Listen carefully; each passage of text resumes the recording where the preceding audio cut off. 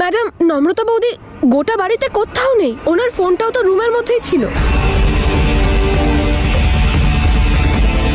মহেশ বলছিল বৌদিকে নাকি বাইরে যেতে দেখেছে। বাইরে যেতে দেখেছে? ও গড, জানি না বৌদি কি অবস্থায় আছে। আমরা যখন এত শক পেয়েছি বৌদির, তাহলে আমার তো ভয় হচ্ছে ওর কোনো ক্ষতি না হয়ে যায়। আমাদের গিয়ে ওকে খোঁজা উচিত। ঠিক বলেছিস, ওকে খুঁজতেই হবে। ও নিশ্চয়ই দাদু দিদার কাছে গেছে। আপনাদের ওই বাড়িতে চেক করা উচিত। চল নিখিল। তুই দাঁড়িয়ে আছিস কেন? যা গিয়ে খোঁজ।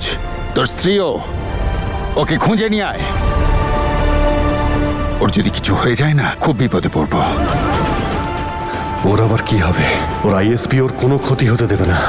আমি শিওর যে ওর কাছেই গেছে। তবে একটা কথা, ওকে জীবন থেকে সরানোর একটা কারণ তো পেয়েই গেছি। কিছু সম্পর্ক বিচ্ছেদ হওয়ার পরেও থেকে যায়, আমরা না চাইলেও। দাদা, মল্লিকা, আমার মনে হচ্ছে নম্রতার সাথে খারাপ কিছু ঘটেছে। ও কোনো বিপদে আছে। আমি জানি যে আমাকে যেতে হবে। এনাফ দাদা, অনেক হয়েছে। তুই নিজেই তো বলছিলিস আমাদের মুভ অন করা উচিত, কারণ ওরা তো মুভ অন করে গেছে। তাহলে এখন এখন কি হলো? দেখ, যদি ওর কিছু হয়েও থাকে না, তাহলে ইটস ওকে। ওর কাছে ওর ফ্যামিলি আছে যারা ওর খেয়াল রাখবে। ওর নতুন ফ্যামিলি। ও এখন ম্যারিড, হাজবেন্ডও আছে। তোকে এখন ওর কোনো প্রয়োজন নেই। আচ্ছা, অনেক হয়েছে, ভুলে যা সবকিছু। ফাইন। তোর শরীরটা ভালো নেই, তুই বিশ্রাম কর। আমার মন ভুল বলছে না। আমি জানি নম্রতা কোনো না কোনো বিপদে পড়েছে। নম্রতা ফোনই তুলছে না আমার। আমি জানি আমার উপর রেগে গেছে, কিন্তু ওর সাথে আমাকে কথা বলতে হবে। দাদা, আমি খুব ভয় পাচ্ছি। জানি না আমাদের মেয়ে এই পরিস্থিতিতে, এই পরিবেশের সাথে কিভাবে লড়বে, নিজেকে সামলাবে। আমাকে যেতে হবে দাদা। আরে আমি কাকু, আমিও যাচ্ছি ওর সাথে।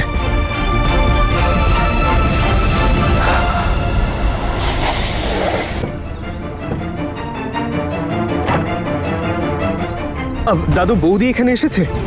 নম্রতা? না তো। আরে আমরা তো যাচ্ছিলাম দেখা করতে। সত্যি বলতে নম্রতা বাড়িতে নেই দাদা। কে জানে কোথায় যে গেল মেয়েটা। কি? বাড়িতে নেই? আরে বাবা, বাড়িতে নেই তো কোথায় গেছে ও? তুমি একদম টেনশন করো না, আমি বৌদিকে যেভাবে খুঁজে বার করবো। দাদা এমনি তো গেছে ওকে খুঁজতে, ঠিক পেয়ে যাব।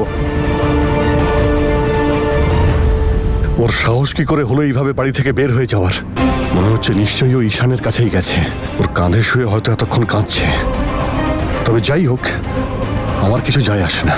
অন্তত আমার ড্যাডকে তো বলতে পারবো যে এই কারণের জন্যই ওকে আমি ছেড়ে দিচ্ছি। আমায় গিয়ে দেখতে হবে নম্রতা ঠিক আছে কিনা। আমায় যেতে হবে।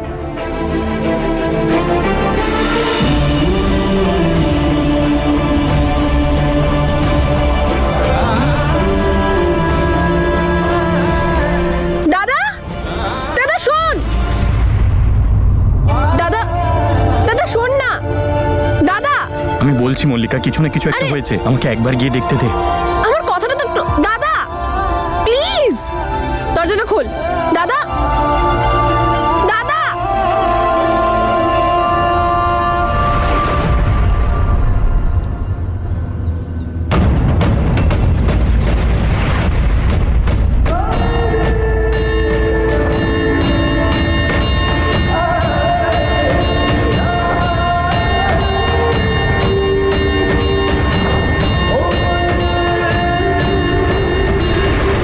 আরে মিস্টার অদিত, ওয়াও, এখানে কি হয়েছে? ডেস্টিনেশন তো আগেই বদলে ফেলেছেন। বোধহয় রাস্তাটা বদলাতে ভুলে গেছেন, তাই তো ভুল করে এই রাস্তায় চলে এসেছেন। কিন্তু এখন এখানে না, আপনার আর কোনো কাজ নেই, কারণ আপনার বউয়ের সঙ্গে আমার আর আমার দাদার কোনো সম্পর্ক নেই, আর কোনো দিনও হবেও না। আর না তো আমার আপনার সঙ্গে সম্পর্ক আছে।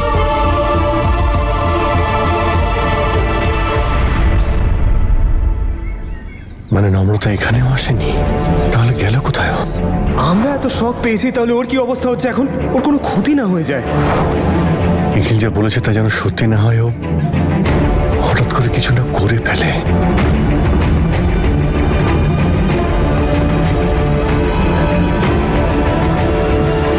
আলাদা আলাদা ডিরেকশনে খুঁজতে যাওয়া উচিত। এক কাজ করি, আমি আর পিসেমশাই হাইওয়ের দিকে যাই।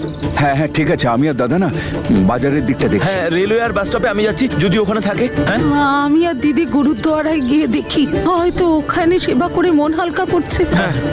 চলো চলো চলো।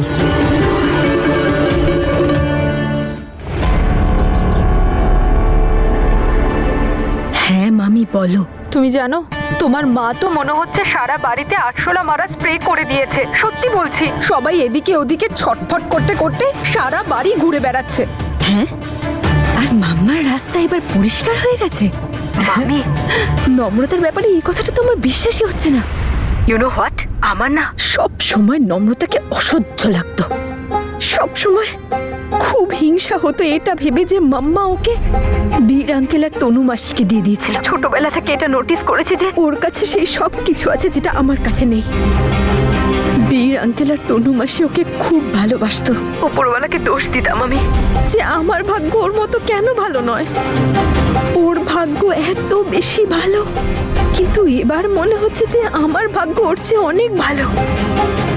সত্যি মামি, নম্রতার জন্য আমার খুব খারাপ লাগছে। কোনো প্রয়োজন নেই নূর অত খারাপ লাগার। আর এতে খারাপ লাগার কি আছে? খারাপ লাগছে তুমি এটা ভাবো যে তোমার ভাগ্য ভালো নয়, খুবই ভালো। অন্য মায়েরা তো বই খাতার উপর নিজের বাচ্চাদের শুধু নাম লেখে, কিন্তু তোমার মা তোমার ভাগ্য লিখছে। সত্যি, আমি তো এটা জানতামই না যে মাম্মা এতটা পাওয়ারফুল। নম্রতা এবার অদিতকে নিয়েই ডুববে, আর অদিতের পলিটিক্যাল ক্যারিয়ার ওটা খুব শীঘ্রই ডুবতে চলেছে, আমি দেখতে পাচ্ছি। উফ, কি দারুণ প্ল্যান করেছে না আমার মাম্মা। বড়জনের সিংহাসনে ছোটজন বসবে, এই জন্যেই আমার মাম্মার নাম শুনে ওরা এত ভয় কাঁপে।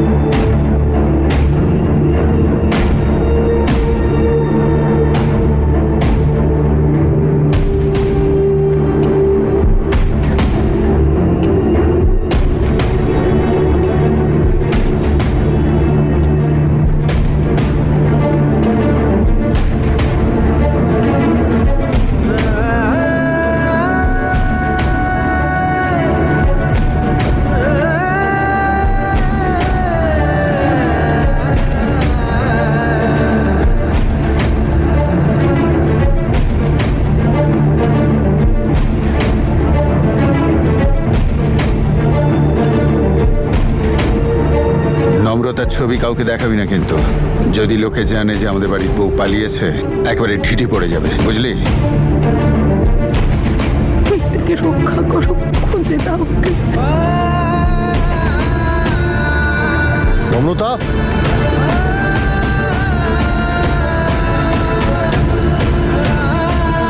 সত্যি আমার মাথা খারাপ করে দেবে এই মেয়েটা।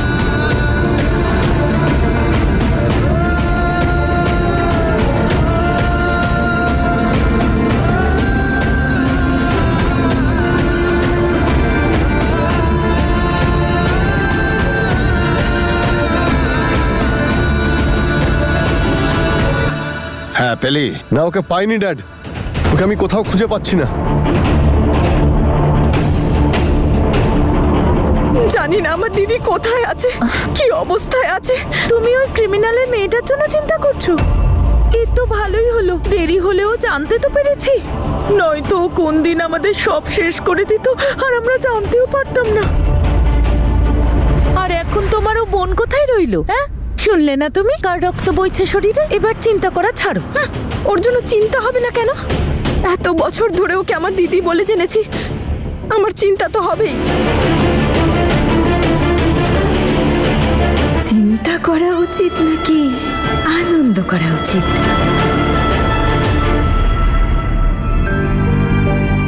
অভিরাজ, কিছু জানতে পারলে? না কাকি, কোথাও খুঁজে পাচ্ছে না, কিছু বুঝতে পারছি না কি করব। অভিরাজ, জানতে পারলে? কাকু, কিছু বুঝতে পারছি না, কোথায় যেতে পারে ও? একজনই আছে যে আমাকে সাহায্য করতে পারে, সে হলো ঈশান। একজনই আছে যে আমাকে সাহায্য করতে পারে, সে হলো ঈশান।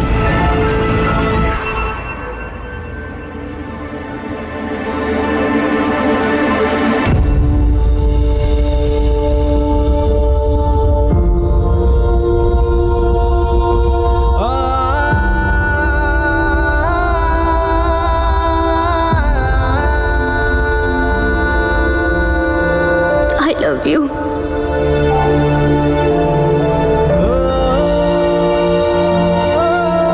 কি অদ্ভুত একটা সময়, আমরা একে অপরকে ফিল তো করতে পারছি কিন্তু ছুতে পারছি না। আমাদের মধ্যে এত দূরত্ব থাকা সত্ত্বেও কিছু একটা আছে আমাদের মধ্যে। আমি এটা ফিল করতে পারছি যে ওর সাথে কিছু খারাপ ঘটেছে, কিছু তো একটা হয়েছে যেটা আমি জানি না, কিছু একটা হয়েছে যেটা ঠিক নয়। জানি না কি করব, কিভাবে করব, কিছু বুঝতে পারছি না। নম্রতা, নম্রতা কোথায় গেল?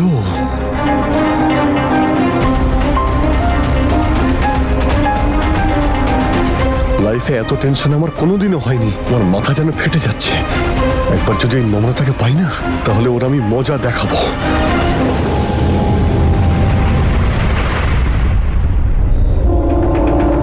হ্যাঁ দাদু। ঈশান, তোমার সাথে দেখা করতে চাই, আর কিছু জরুরি কথা আছে নম্রতার বিষয়ে। নম্রতা ঠিক আছে তো দাদু? না, কিছুই ঠিক নেই বাবা। নম্রতা কোথায় চলে গেছে আর খুঁজেও পাচ্ছে না।